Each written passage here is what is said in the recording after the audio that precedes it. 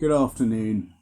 We've just had the new general election in the UK. It is the 5th of July 2024, and Labour have won in a predictable landslide. I don't think anyone saw any changes coming. What I was surprised about was to see the lack of seats won by the Reform Party based on their percentage of the voterage, but that's our electoral polling way of doing things, and it does work better than the American way. I'm a lifelong Tory, and I voted Tory simply to keep that gap there, and it was a vote against Keir Starmer. Keir Starmer is not the man to lead this world into any level of prosperity or positive change, in my opinion. I may be wrong, but he flip-flops. His opinion can be changed by the next person with a contrary opinion, and then a reverse again by the following contrary opinion. That's important to watch. He doesn't really have integrity, I don't think. And the one thing he better be damn careful about is he is not ever going to meet President Biden, who is about to be slaughtered in terms of the 25th Amendment.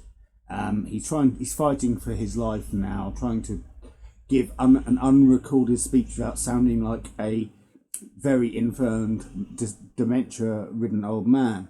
And he won't be able to do it. He couldn't do it in any of his speeches so far.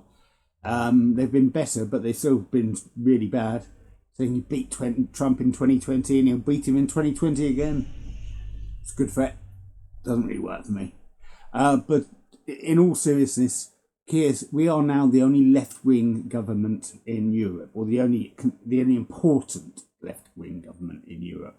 Some smaller countries have aspects of it, and some have coalitions which are left-wing, which I realise. But in terms of having an outright left-wing government, England is now the focus of that in the democratic world. Because sure as anything you like, Trump, but they're taking 3-1 odds on Biden beating Trump. Trump's won the election. He'd won it even if Biden was performing perfectly, simply on the comparable presidential records. Trump's ahead in the top 7 demographics by a country mile, and he was before the debate. The debates only made it bigger and more sure that Trump is going to walk through in a landslide. 50% of Democrats think he shouldn't be president now. So if he's on the ticket, they're not going to turn up and vote. That's a hell of a lot of people. It could be an 18+% landslide. I predict about 68. But we need Keir Starmer to have that in the back of his mind.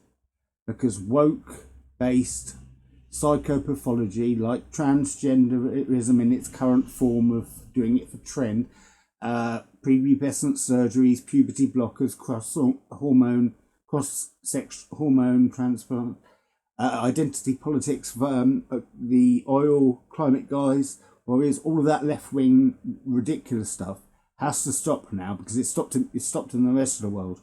If Keir Starmer launches one woke policy, I will start a petition and I will start a protest. Because this is a conservative country generally. I respect Labour should have been given the chance. I'm not defending the Tory record here. I think it was time for a change, but I want Keir Starmer to remember that our head of our armed forces said us and European countries cannot defend ourselves in a war without America's military umbrella. So we better be cozying up to Donald Trump. Now, we pay our fair share. We're the only country that does, so that's good. But if he has what he sees as a left-wing woke leader in England, he'll see us as weak, and when it comes time to defend us or possibly bail us out, he won't, because he doesn't have to. The American military do not have to help us if anybody assaults Europe or England. They will if they can, but it won't last forever. Money is it's literally being printed, therefore devalued. So I hope Keir Starmer can take a rational, more conservative, liberal view, like I used to be, a liberal centralist view of the country. He could be a good leader. He could surprise me. I really hope so, but I am ready and willing to fight back immediately I see anything that I think is pushing in the old direction of going wild left-wing identity politics-based nonsense. So I'll leave it there. Please do subscribe and share and all that. Like the video if you like it. Ticky, locky, likey. If you haven't, you've already gone. So I will be good, you be lucky. I'll speak to you soon. Hi, this is Ben from The Problem with Being Awake. Thanks for watching the video. Hope it was informative and even possibly humorous for you. Thanks for supporting the channel. All helps. If you haven't subscribed already, please do, and click the bell for notifications. And like the video to YouTube like me, so I get more stuffy things going on. That'd be great. And if you didn't like the video, you haven't got to this point,